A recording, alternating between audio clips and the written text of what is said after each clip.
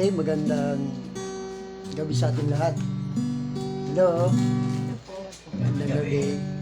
Yan, so sa gabing ito ay Lunes na naman. Ang bilis na ng araw. No? Napakabilis. Kaya yan, sa gabing ito ay tayo po ay darako sa gawain ng ating Panginoon. Tuwing welcome po natin ang lahat. Okay, tayo siguro ay bago tayo manalangin, tayo muna ay kumawit sa Panginoon sa oras po nito. Purihin po natin siya. Okay, po ating puso ko yung sinisigasan. Puso ko yung sinisigasan.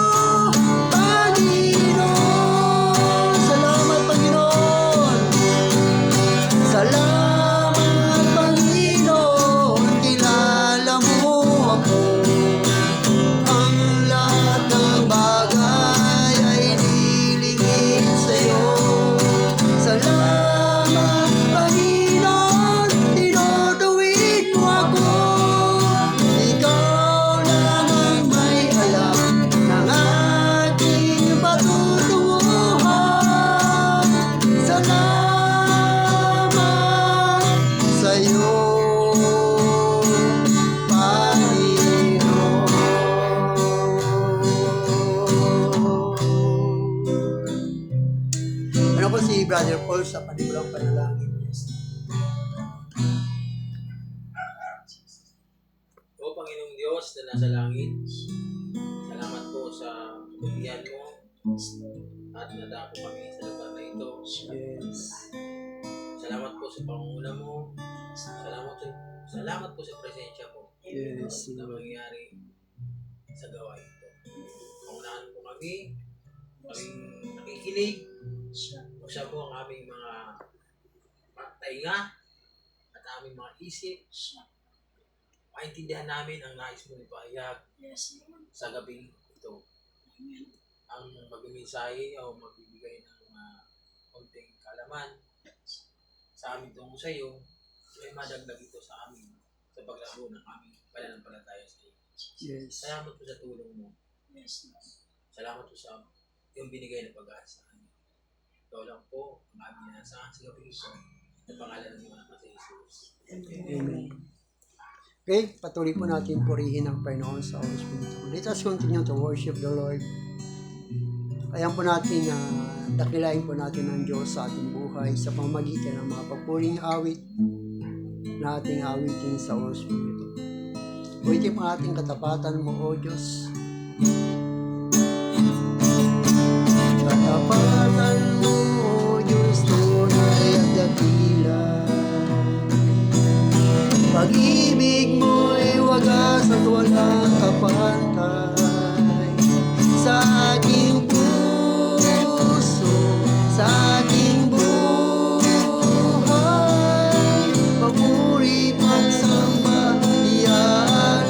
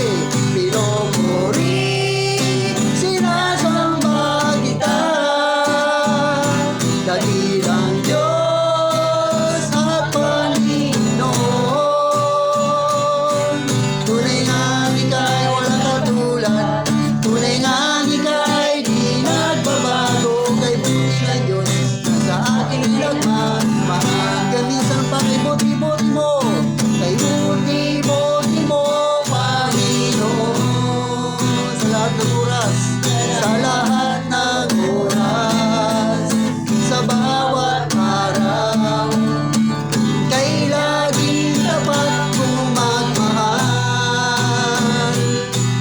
Ang iyong tawa ay magpasawalang hanggan. Pinupuri, sinasamba kita. Dakilang Diyos at Panginoon. Tunay nga ika'y walang katulad. Tunay nga ika'y di nagbabago. Kay buti ng Diyos na sa akin ay nagmamahal. Pinupuri, sinasamba kita. Dakilang Diyos at Panginoon. Tunay nga ika'y walang katulad. Tunay nga ika'y di nagbabago. Kay buti na Diyos na sa akin ay nagmamahal.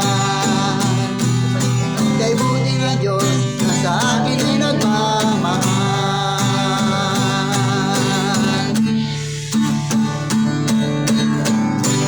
Pupurihin ka, O Diyos.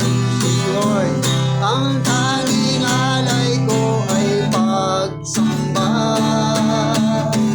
Kaluwalhatian, buong karangalan, kapangyarihan mo'y walang katulad. Minsan papupuri ka, O Diyos. Pupurihin ka, O Diyos. Ang tanging alay ko ay pagsamba.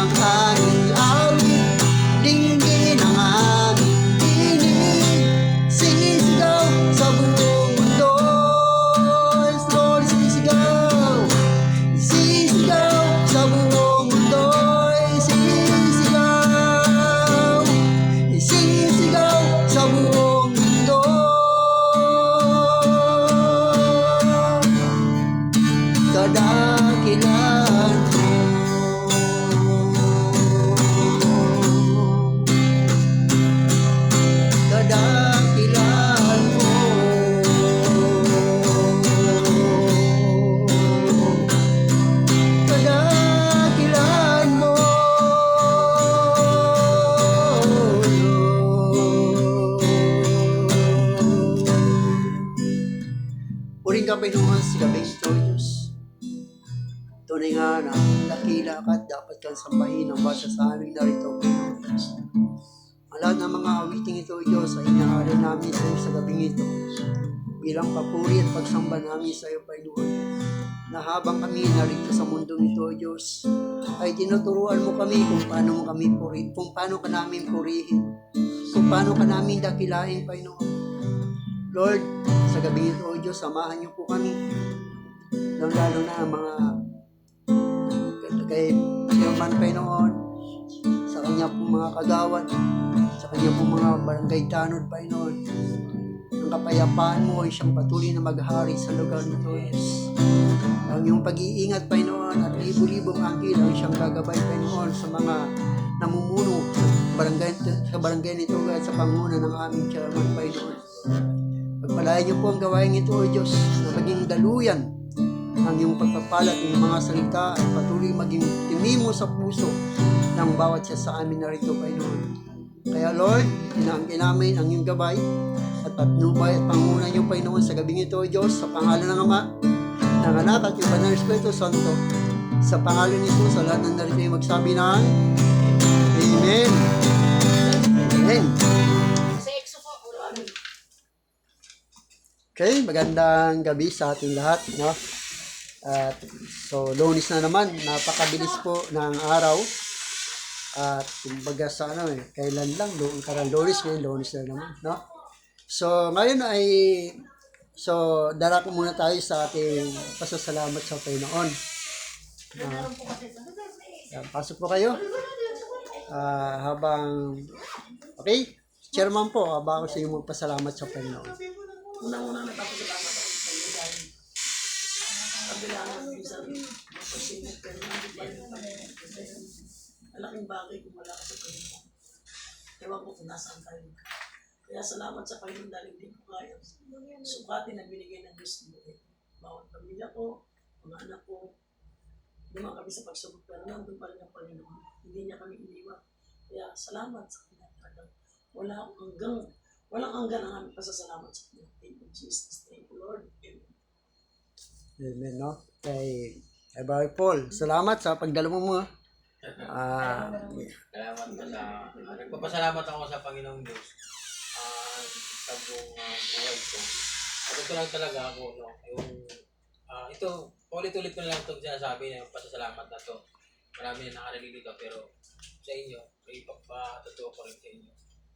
Yung dyan sa pila ng araw, kung ano yun dyan, ano yan dyan yung parang mga tubig, yung ilalim yan, kami. Tapos mayroon pang gawain niya, may simbahan dyan, Tatay Tinoy. Yung simbahan nila dyan,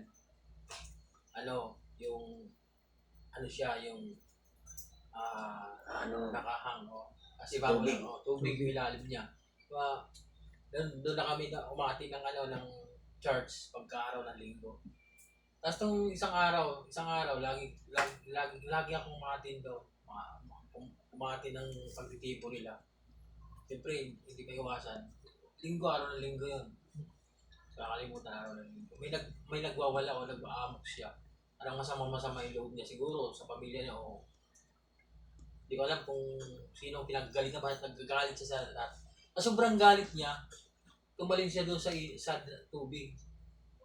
Siyempre, nung tumalon siya, yung ilalim na yun, pag tinignan mo yung dumi-dumi nun, pang doon na doon na kami dumudumi. Kasi wala naman siya. Doon na kami nagtatapon ng basura, dyan na.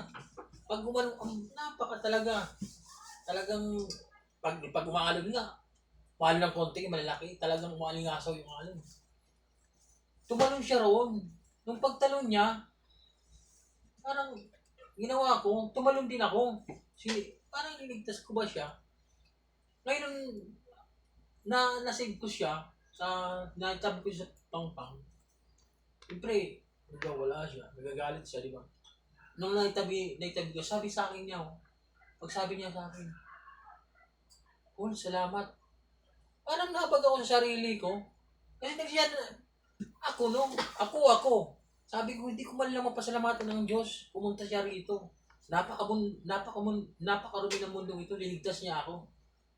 Kaya sa buhay ko, nagpapasalamat ako sa Panginoon dahil binigyan niya ako ng kaligtasan. Wala nang dumating siya sa buhay ko, Jesus Christ. Salamat sa ating Panginoong Hesus. Binigyan niya ako ng buhay na kaligtasan, buhay na walang hanggan. Salamat sa Panginoon. Amen. Amen. Amen. Kay sister, ba siyang pasalamat sa Panginoon? Chairman, Okay. Kay sa isis, Umuha na kayo. ba Umuha na kayo doon. salamat po. Ang labis-labis po ako nagpasalamat sa ating Panginoon dahil binigyan niya ako ng kalakasan, inayos niya ang pamilya ko. Dati, dito rin kami nakatira.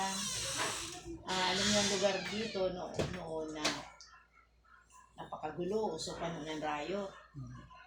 Habang nag-aaral ang mga anak ko, tumulong ako ng hanap buhay sa asawa ko dahil nakita ko na hindi niya kaya ang suporta ng pwede na niya kami pakainin, pero pagdating sa school, parang kulang. Sabi ko, hindi ko pwedeng iasa lang sa asawa ko yung pagpalaki at pagpaaral sa mga anak ko. So, pray ako lang lagi ng pray na, Lord, bigyan mo ako ng kalakasan para maitaguyod namin ang pamilya sa abot ng aming makakaya. Tinugon naman niya po ako na hindi ako nung nagkakasakit. Ang problema nandiyan lang pero nasusolusyon na naman. Financially talaga hirap kami. One time, nagtitinda ako doon ng plastic. Ay, ito, sinishare ko lang, no? Nag-plastic sa Divisoria, yung mga sandubag, mga eco bag. Sama-sama ko yung Sirea, yung pangalawa, sinundan ng bulso. Pero hindi ako nagsasawang humiling sa kanya ng awa o tulong o kaya kalakasan na sana kahit sa ganitong paraan maitaguyod namin na wala sa amin magkasakit. Dumating ang punto na mayroon akong buyer na sinilsirsto ko po, nagtitinda ako noon ng plato. Sabi nung buyer ko, Day, ikaw ba yan? Palatuin ko na pala yun.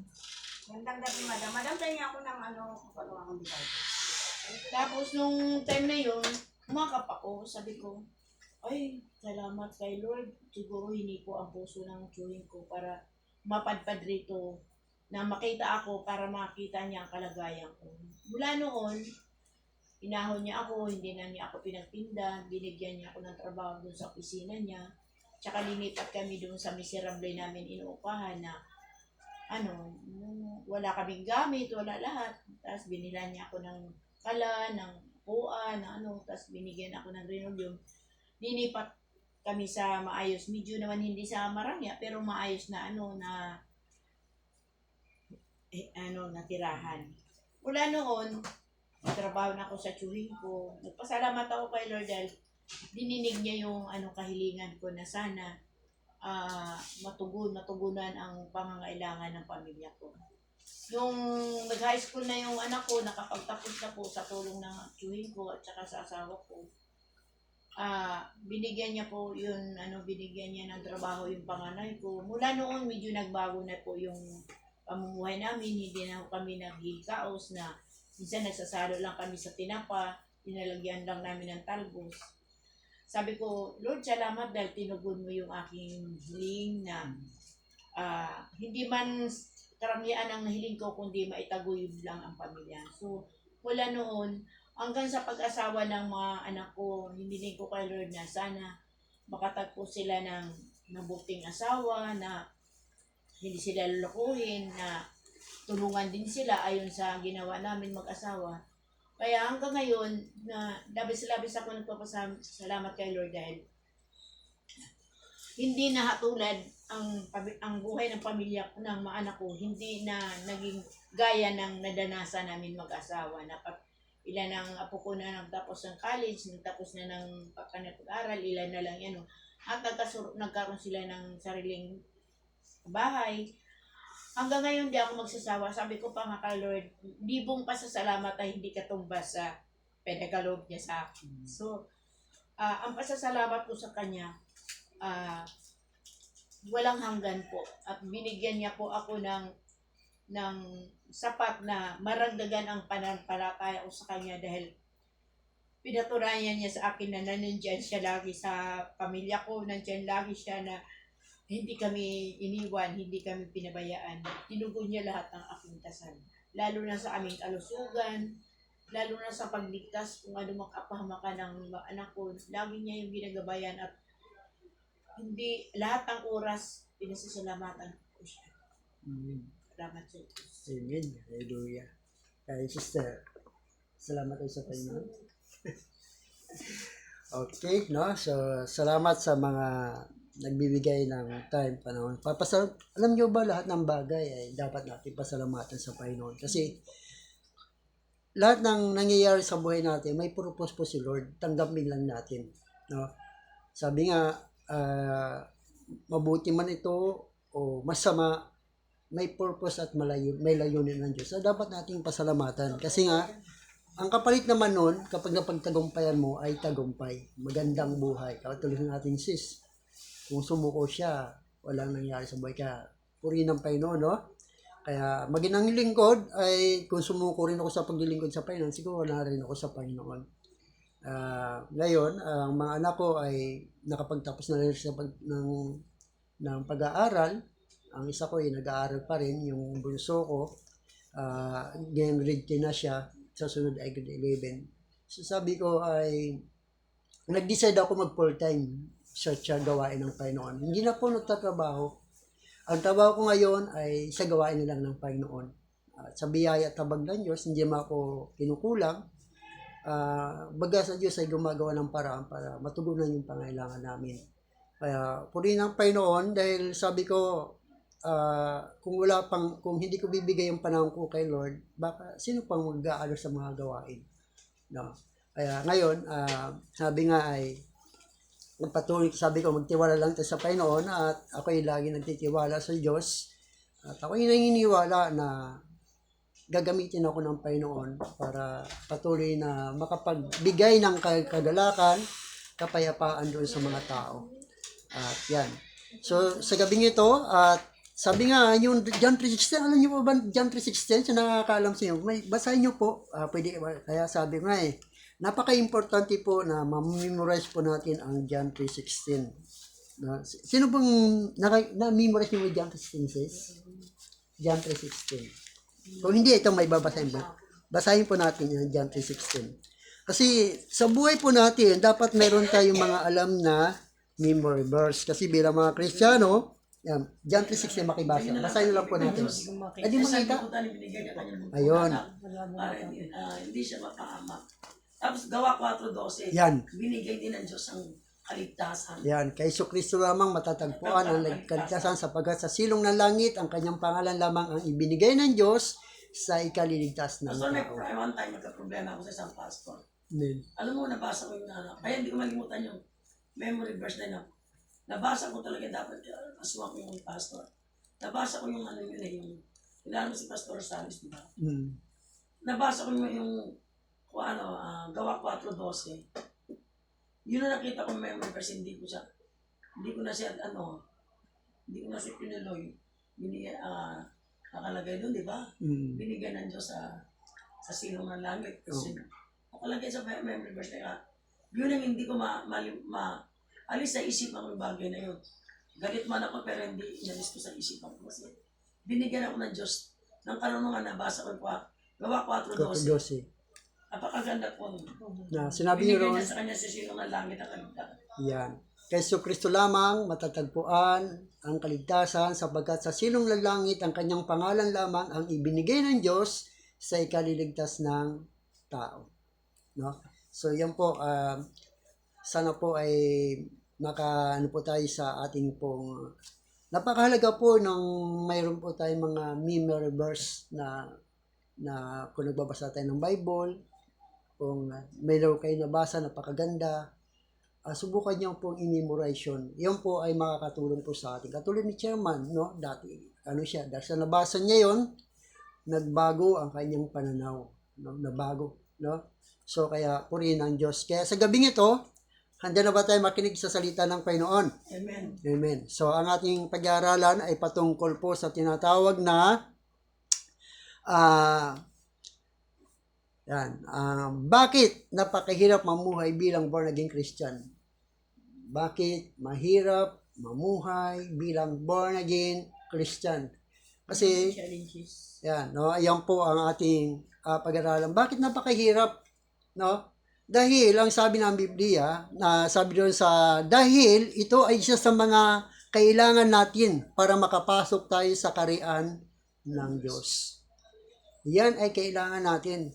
Sabi doon sa John chapter 3 verse 3 hanggang 7, sabi niya, sumagot si Jesus, pagkatandaan mo, maliban ipanganak na muli ang isang tao, hindi siya makakakita. Hindi niya makikita ang paghahari ng Diyos. At paano maipanganak na muli ang isang tao kung matanda na siya? Makakapasok pa ba siya sa sinapupunan ng kanyang ina para muling isilang? Tanong ni Nicodemo. Sagot naman ni Jesus, napakatandaan mo, maliban ang isang tao ay panganak sa pamamagitan ng tubig at ng Espiritu, hindi ito makakapasok sa kaharian ng Diyos. Ang tao ay pinanganak ayon sa laman, ay laman. Ang ipinanganak ayon sa Espiritu ay Espiritu. Huwag kayong magtaka sa sinabi ko sa inyo, lahat ay kailangan maipanganak na muli. Yan. So doon ay makita natin na kung bakit kailangan ang tao, kailangan siya ma-born again. Alam niyo bang born again, hindi po ganun kadali. Napakahirap po. Ang born again, ito po ay para kang pumapasok sa makipot na pintuan. No? Pumapasok ka sa makipot ng pintuan. Na sinabi ni Jesus sa John 7 verse 13 hanggang 14, pumasok kayo sa makipot na pintuan sapagkat maluwang ang pintuan at malapad ang daan papunta sa kapahamakan at ito ang dinaraanan ng marami. Ngunit makipot ang pintuan at makitid ang daan papunta sa buhay at kakaunti ang nagdadaraan doon. Kasi mo sa atin, kaunti lang tayo. Kasi nga, ang born again, ito yung pagbabago ng buhay natin. Ako dati, ang dami kong bisyo, alam ni Paul yan. Si Paul ang nag-convert sa akin. Ang dami kong bisyo. No? Pero nung born again ako, napakahirap. Dahil yung mga kaibigan ko dati, hindi ko na makakasama. Kasi, kumbaga yung dating mong ginagawa ay hindi mo na magagawa. Kasi born again ka na eh. Pag sinabi kasi ng born again, ikaw ay inaring anak ng Diyos. Tandaan po natin yan. Ikaw ay inaring anak ng Diyos. Kaya ka tinawag ng born again. Ipinanganak ka muli hindi sa laman, hindi sa pamamagitan ng nanay mo, hindi sa pamamagitan ng tatay mo. Ipinanganak ka muli sa Espiritu sa pamamagitan ng pakipag-isa kay Kristo. Kaya nga tinawag ng born again. Kaya ang born again, kung bakit napakahirap, dahil nga ay daraan ka doon sa makipot na pintuan. Lilinisin ka tatanggalin yon. Yung mga kasamaan mo dati, doon dati makapagmura ka, hindi na marinig sa iyong pagmumura. Kung dati may hilig kang umawit ng mga awiting sa sanglibutan, ngayon hindi ka na makapag-awit ng awiting makasanlibutan. Bakit? Kasi marami ng taong maghuhusga sa iyo. Huhusgahan ka na ngayon ng mga tao, mga born again. Kasi sasabihin sa iyo, bang born again? Wala namang pagbabago sa buhay. Ang born again ay mayroong pagbabago. Kaya napakahirap, tandaan mo natin, napakahirap. Pero ang dulo naman daw nito ay buhay na walang hanggan. Ang dulo nito, buhay na walang hanggan. Kaya dito sa mundo, napakahirap kapag papasok ka sa pagiging born again. Pero tandaan po natin to. Ang born again, ito yung daan, sabi ni Jesus Christ, maliban ipanganak na muli ang isang tao, hindi siya makakapasok sa kaharian ng langit. No? Kaya kapag sinasabi mo hindi ka pa born again, big sabihin wala ka pang authority o karapatan makapasok sa langit. Kasi nga, ang pagiging born again, ito yung pagtanggap mo kay Kristo na bilang Panginoon at sariling tagapagligtas ng iyong buhay. Siya na yung personal na relationship, kumbaga sa asawa. Siya na yung asawa mo. Kung sa girlfriend, siya ng girlfriend mo, o kung sa mga boyfriend, siya ng boyfriend mo. No, kumbaga secure ka kung kasama mo siya. No? So, sa 2 Corinthians chapter 5 verse 17, sabi niya, kaya kung nakipag-isa na kay Kristo ang isang tao, isa na siyang bagong nilalang. Wala na ang dati niyang pagkatao, sa halip ay napalitan na ng bago. Ang Diyos ang gumawa ng lahat ng ito. So, ang Diyos daw ang gumawa ng lahat ng ito, yung pagiging born again natin. Kaya kung sasabihin mo, hindi ka pa born again, ibig sabihin, hindi ka pa authorized makapasok sa kaharian ng langit. Wala ka pang authorized dahil sinabi ni Jesus maliban, panganak ng muli isang tao ay hindi siya makakapasok sa kaharian ng langit. At ang may gawa niyo ng pagiging born again mo ay walang iba kundi ang Diyos. Sa pamamagitan nino ni Kristo, siyempre. Sa pamamagitan ng ating Panginoong Kristo, tayo ay nabago ang ating buhay. Nabago. Kaya tayo ay proud dapat tayo na sinasabi natin, I am a born again Christian. Hindi mo dapat ikakahiya ang pagiging born again.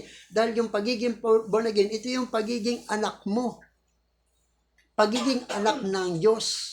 No? Pagiging anak ng Diyos sapagkat ang Diyos ay Espiritu. Kailangan mo mabuhay ang iyong Espiritu. Ang iyong Espiritu. Sa Romans chapter 6 verse 1 to 14, ang sabi niya, ano ngayon ang sasabihin natin? Patuloy pa ba tayo magkakasala upang sumagana sa atin ang kagandahang loob ng Diyos? Hinding-hindi. Tayo'y patay na sa kasalanan. Paano tayo mamumuhay sa pagkakasala? Hindi ba ninyo alam na tayong lahat na nabautismuhan kay Kristo ay nabautismuhan sa kanyang kamatayan? Sa makatuwid, tayo'y namatay at nalibing na kasama niya sa pamamagitan ng bautismo upang kung paano binuhay muli si Kristo sa pamamagitan ng dakilang kapangyarihan ng Ama, tayo rin ay magkakaroon ng panibagong buhay sapagkat kung makakasama tayo ni Kristo sa isang kamatayan tulad ng kanyang kamatayan, tiyak na tayo ay makakasama rin niya sa muling pagkabuhay katulad ng kanyang muling pagkabuhay. Alam niyo ba kung saan nabuhay si Kristo? Sabi ng banal na kasulatan, si Kristo ay namatay sa laman at muling nabuhay saan? Sa Espiritu. Muling nabuhay sa Espiritu. Ganun din tayo kapag ikaw ay naborn again na, ang binuhay sa iyo ng Diyos ang iyong Espiritu. No, kaya buo na ang pagkatao mo. Mayroon ka ng body, soul, and spirit. No? Nung hindi ka pa naboborn again, ang nabubuhay lang sa iyo ay body and soul.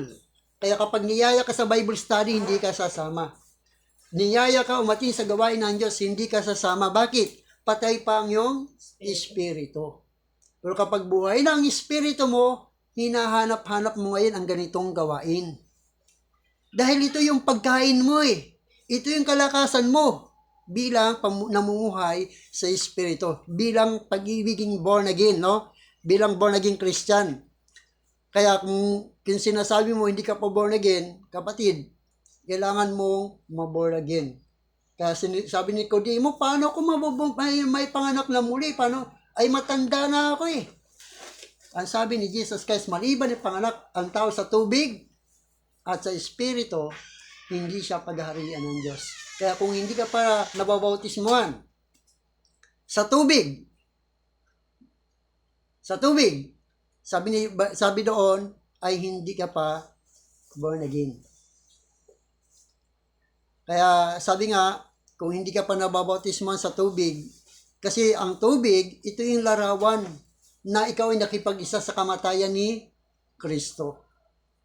Na sa pamamagitan napakahirap kapag ngayon, nakapag nabautismuhan ka na born again ka na ngayon, dahil nakapag-isa ka na kay Kristo sa kanyang kamatayan, ang sabi ng banal na kasulatan ay ganito, no? Ang sabi niya doon sa verse 4, sa makatuwid tayo namatay na at nalibing na kasama niya sa pamamagitan ng bautismo upang kung paano binuhay muli si Kristo sa pamamagitan ng dakilang kapangyarihan ng Ama, tayo rin ay magkakaroon ng panibagong buhay sapagkat kung nakasama tayo ni Kristo sa isang kamatayan tulad ng kanyang kamatayan, tiyak na tayo ay makakasama rin niya sa muling pagkabuhay katulad ng kanyang muling pagkabuhay.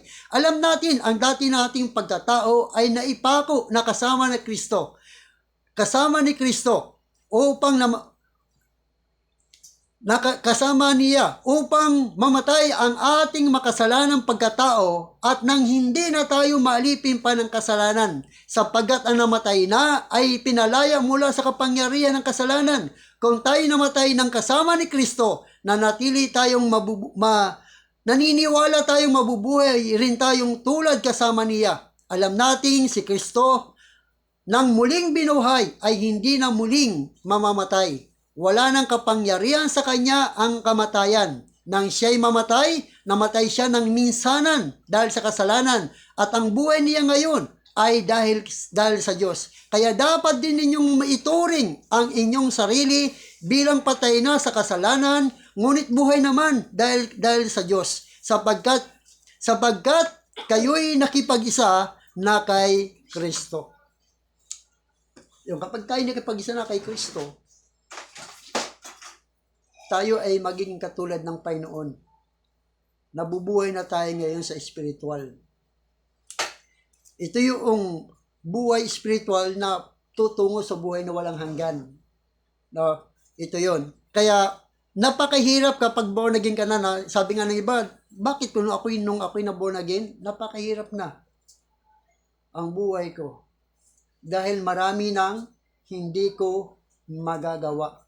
Dati nakikipagsayawan ako sa mga ngayon hindi na, kasi bakit? Kasi kumbaga sa parang nahihiya na ako no? Nahihiya na ako. Kaya napakahirap sa buhay ng tao. Kaya sabi doon sa Ephesians chapter 4 verse 24 hanggang 32, at dapat ninyong isuot ang bagong pagkatao na nilikhang kalarawan ng Diyos at nahayag sa matuwid at banal na pamumuhay ayon sa katotohanan. Dahil dito, itakwil na natin ang pagsisinungaling at tayong lahat ay magsabi ng totoo sa isa't isa sapagkat tayo'y bahagi na ng isang katawan. Kung magagalit man kayo, iwasan ninyo ang kayo'y magkasala.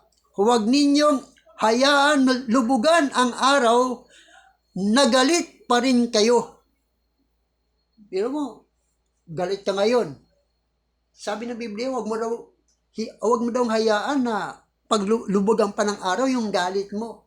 Kumbaga papawiin mo na kaagad. Napakahirap, di ba? Bilang born again, kumbaga galit na galit ka sa tao ito, pero mamaya gusto mo, wala na. No? Batiin mo na kaagad.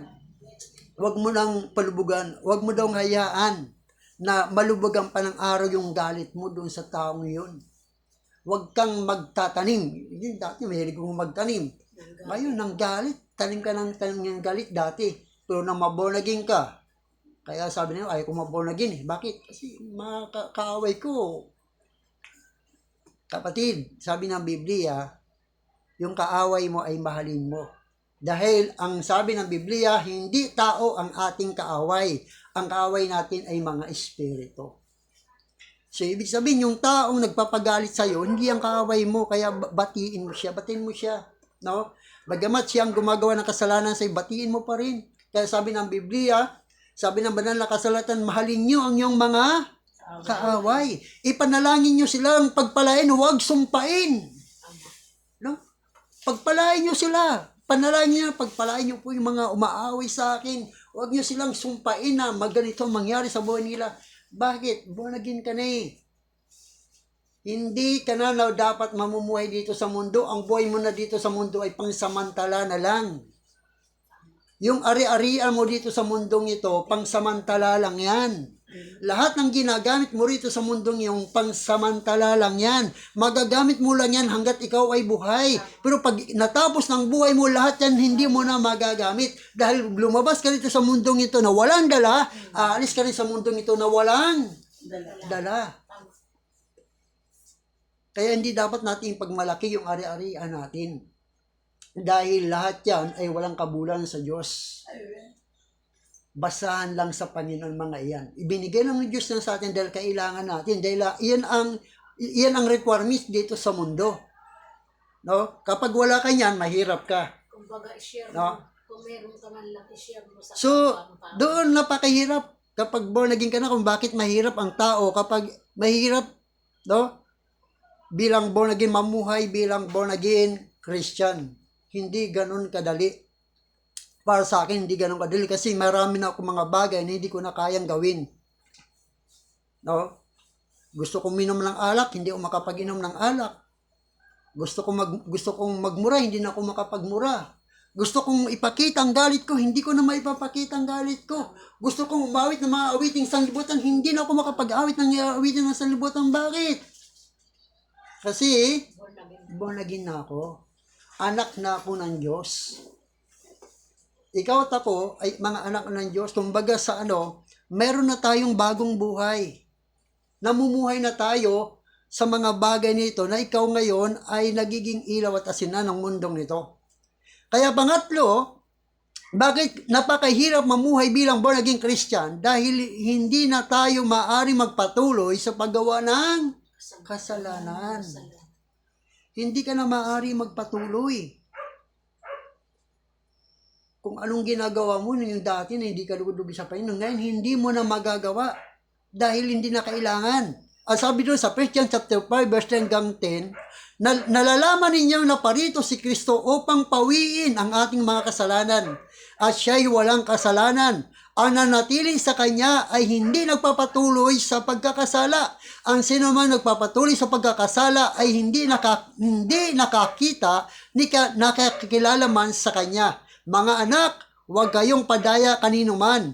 Ang sino man gumagawa ng matuwid ay isang matuwid tulad ni Kristo. Ang nagpapatuloy sa pagkakasala ay kampo ng dyablo, sapagkat sa simula pa ay gumagawa na ng kasalanan ang dyablo. Kaya naparito ang anak ng Diyos upang wasakin ang mga gawa ng dyablo. Ang tinanggap ng Diyos bilang anak niya ay hindi nagpapatuloy sa pagkakasala, sapagkat nanatili sa kanya ang buhay na galing sa Diyos.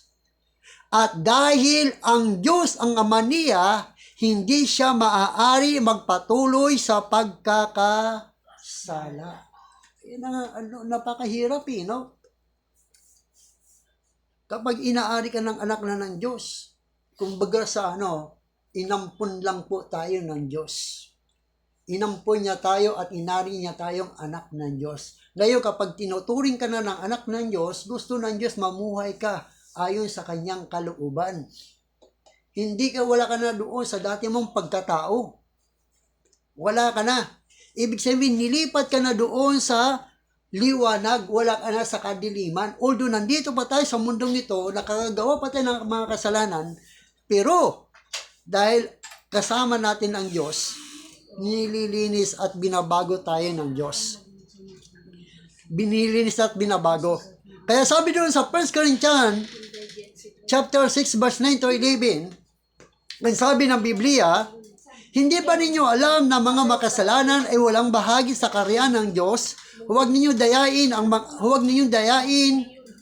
ang iyong sarili. Sabi niya ang banal na kasulatan, hindi ba ninyo alam ang mga kasalanan ay walang bahagi sa kaharian ng Diyos? Huwag ninyo dayain ang iyong sarili, ang mga nakikapid, sumasabay sa Diyos-Diyusan, nangangalunya, nakikapid sa kapwa lalaki o kapwa babae, nagnanakaw, sakim, naglalasing, nanlalait, ng kapwa o ng daraya ay walang bahagi sa kaharian ng Diyos. Yun ang buhay nating dati. Dati naglalasing tayo. Dati nanglalait tayo ng kapwa. Dati bakla tayo kung may bakla man rito. Ngayon lalaki na. Dati tumboy ka. Dahil nabonaging ka, hindi ka na tumboy. Kasi nga, meron ng bagong buhay na galing sa Diyos. Sabi niya, ganyan ang ilan sa inyo noon. Subalit, kayo'y pinatawad na sa inyong mga kasalanan at ginawa kayong banal ng Diyos. Pinawalang sala na rin kayo sa pangalan ng ating Panginoong Jesucristo. Ganyan daw tayo dati. Umiikot-ikot tayo ng mga rebulto dati. Kung nag-iikot pa rin kayo ng rebulto ngayon, tigilan nyo na yan. No? Ayaw na ng Diyos yan, nag-ikot pa rin kayo ng rebulto. Dahil nga, wala kayong bahagi sa karin Diyos kung nagpapatuloy kayo dyan. Ibig sabihin, maraming pagbabago ang Diyos sa buhay mo kung ikaw papasok sa pagiging born again. No? Kaya sabi niya ba, kung ma-born again nasa iyo naman yan hindi naman pilitan ng pagiging born again. Tandaan po natin to. Ang born again, ibinigay sa ito ang requirements ni Kristo sa buhay natin. Ang kailangan lang natin si Kristo. Si Kristo ang kailangan sa buhay natin para tayo ay ma-born again. No? So siya ang gagawa ng paraan sa buhay natin para mabago. Tandaan po natin to, ang Kristong ito na pinaglilingkuran natin, ang siyang nagbabago ng buhay natin. Amen po ba? Amen. Siya ang nagbabago ng buhay natin. Siya ang namatay sa krus para iligtas tayo sa ating mga kasalanan. Para linisin tayo at gawing banal. Ang kailangan natin, isukulan natin ang ating buhay at sumunod tayo at umating tayo sa mga gawain ng Diyos. Dahil dito sa gawain ng Diyos, dito tayo nililinis ng Diyos. Amen? Amen. At dito rin natin naririnig ang tinig ng Diyos. Ang tinig ng Diyos walang iba kundi ang Biblia. No? Ang Biblia, ang tinig ng Diyos at hindi mo na ito pwedeng dagdagan, hindi mo na ito pwedeng bawasan sapagkat ito'y buo na. Ang kailangan mo na lang pakinggan. Kung hindi ka marunong magbasa, kailangan mo na lang makinig sapagkat mayroong ginagamit ng Diyos na tagapagturo at mangangaral para sa pamamagitan ng iyong pagkikinig ay mapagpala ka ng Panginoon. Amen. Amen. Mapagpala ka niya at matuwid ka niya.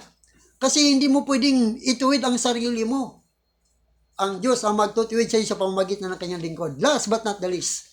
Ang sabi niya, bakit napakahirap mamuhay bilang born again Christian? Dahil namumuhay na tayo sa patnubay ng Espiritu Santo. Namumuhay na tayo sa patnubay ng Espiritu Santo na ipinagkaloob sa atin ni Kristo. Ito ngayon ang nag-guide sa buhay natin. May Espiritu na tayo na nananaan sa bawat isa sa atin. Ang sabi doon sa John chapter 14 verse 15 hanggang 17, kung iniibig ninyo ako, tutuparin ninyo ang aking mga utos. Dadalangin ako sa Ama upang kayo'y bigyan niya ng isa pang tagapagtanggol na magiging kasama ninyo magpakailanman. Siya ang Espiritu ng katotohanan na hindi matanggap ng salibutan sapagkat siya'y hindi nakikita ni nakikilala ng salibutan. Ngunit nakikilala ninyo siya sapagkat siya'y nasa inyo at siya'y mananatili sa inyo. Yung Espiritu Santo na pinagkaloob sa atin ng Diyos, nandiyan sa atin yan. Nananaan sa atin. Kaya hindi mo na kayang gawin ang iyong mga bagay na hindi kalugod-lugod sa Panginoon. May nakakita man sa iyo o wala, mayroon magsasabi sa iyo na audible voice, huwag mong gawin yan. Amen?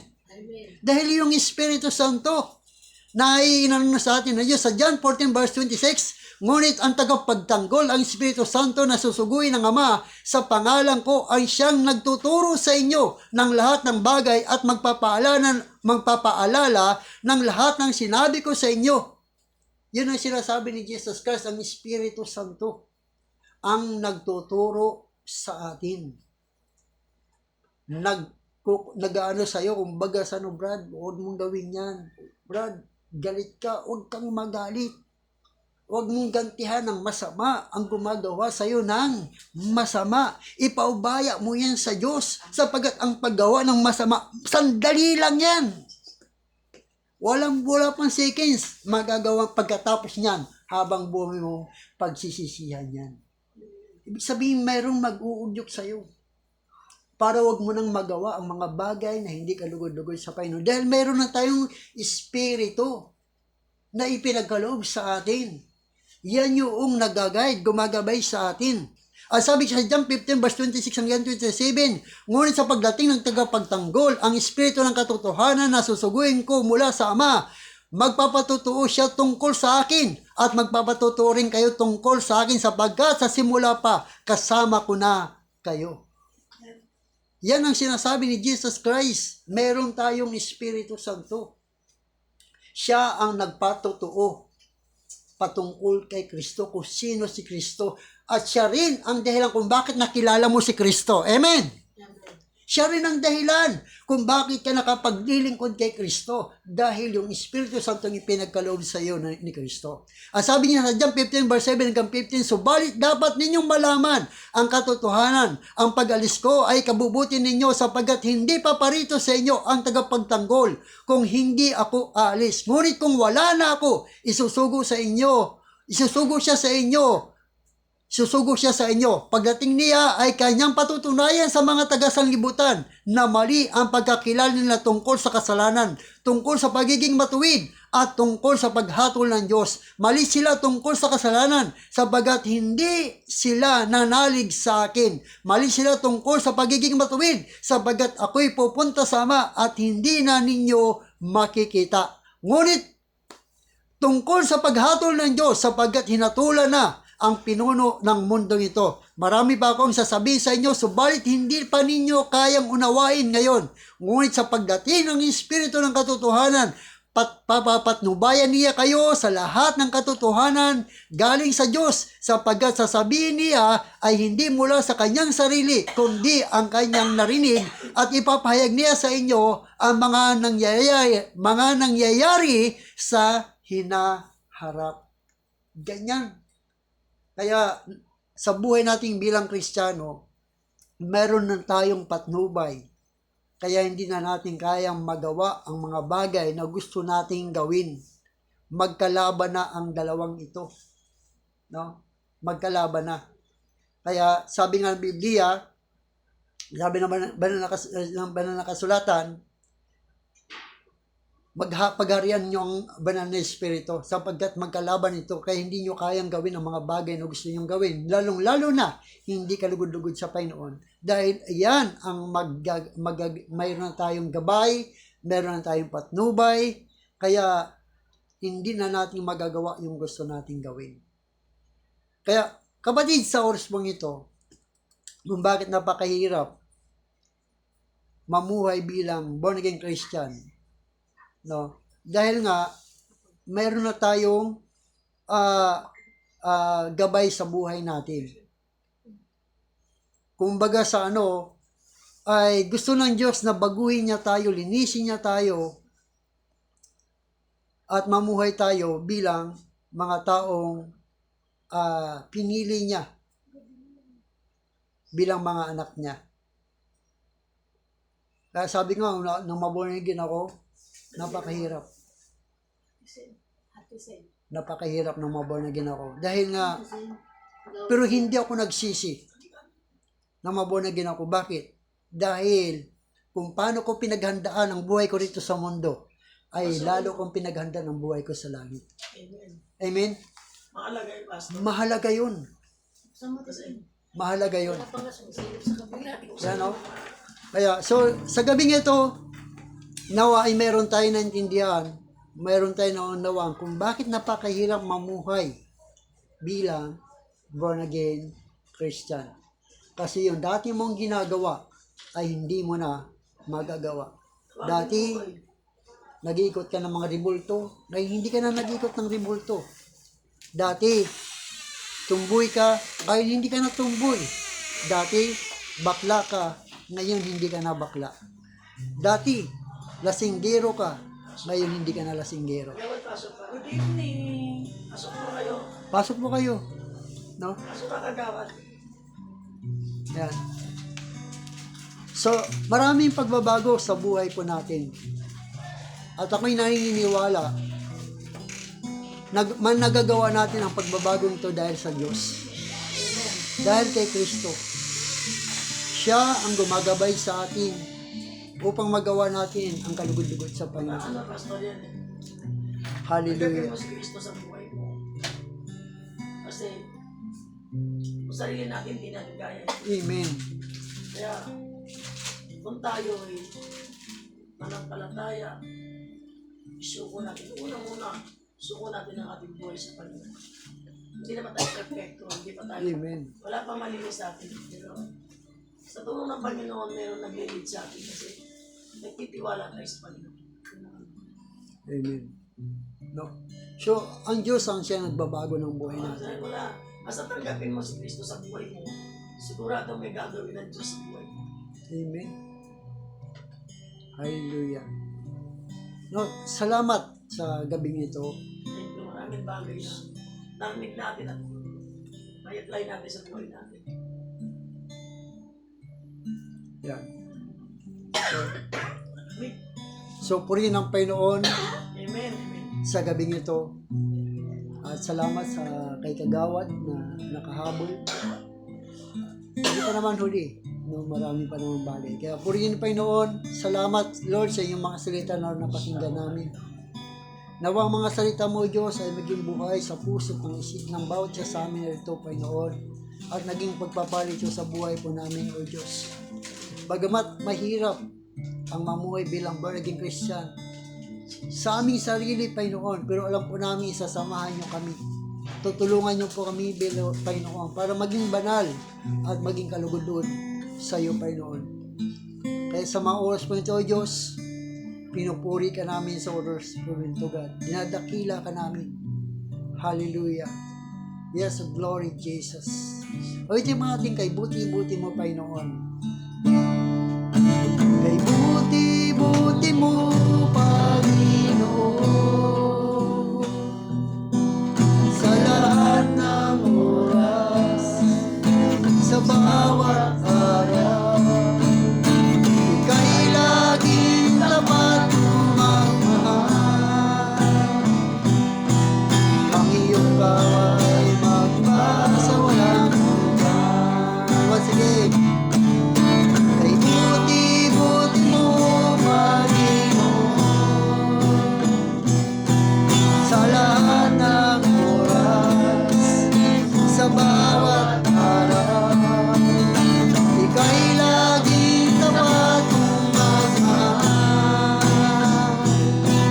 Ang iyong kaway magpasa walang hanggan. Pinupuri, sinasamba kita, dakilang Diyos at Panginoon. Tunay ngang ika'y walang katulad, tunay ngang ika'y di nagbabago. Kay buti ng Diyos na sa akin ay nagmamahal. Pinupuri, sinasamba kita, dakilang Diyos at Panginoon.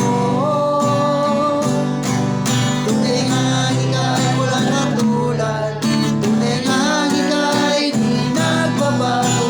Kay buti ng Diyos sa atin ay nagmamahal. Give thanks, be the great forever. Give thanks unto the Holy. Give thanks because He's proven Jesus Christ. He is Son. Give thanks, give thanks, be the great forever. Give thanks unto the Holy. Give thanks because He's proven Jesus Christ. He is Son. And now, let the weak say, I am strong. Let the poor say, I am raised because of what the Lord has done for us. Right now for the last time. And now, let the weak say, I am strong. Let the poor say, I am raised because of what the Lord has done for us. Give thanks. Ano po ang ating chairman sa panguling panalangin. Dakilang Ama, Panginoon niya sa lahat ng Panginoon. Maraming pong salamat sa iyong salita. Tunay, Panginoon, na salamat po, Panginoon. Ang bawat buhay namin, Lord, na minsan napakahirap, pero sa iyo po kami nagtitiwala, Diyos. Yes. Ganon din po siya. Si Bihay, Lord, Yan, display po, si Lord Jenny.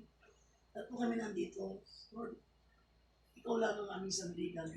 Sa buhay na to. Yes, Lord. Lord, marating namin ang mga bagay dahil sa iyo, Panginoon. Ano man ang aming pagpapagal dito, pero kung wala kami sa iyo, hindi kami nakasanay sa iyo, Lord, walang talaga ang buhay namin. Yes. Pero dahil sa iyo, Panginoon, ikaw ang aming Diyos na kasama. Diyos na may-ari ng aming buhay. Lord, salamat sa oras na ito, Panginoon.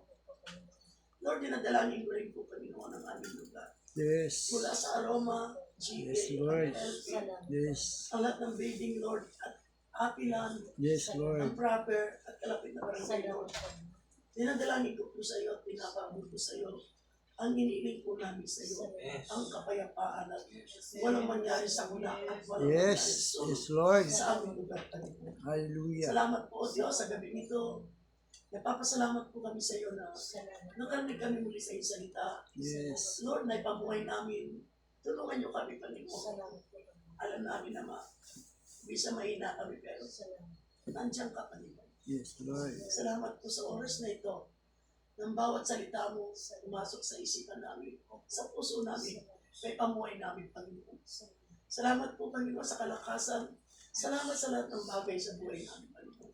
Sa bawat pamilya namin, dinadalangin mo, Diyos. Yes, Lord. Ang aking mga anak sa ibang bansa, Lord, Yes.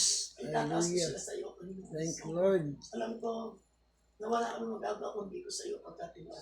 Siya nga, Lord. Ang lahat nandito, mga kapatid ni Paul, nasa ibang bansa, dinadalangin ko. Yes, Lord.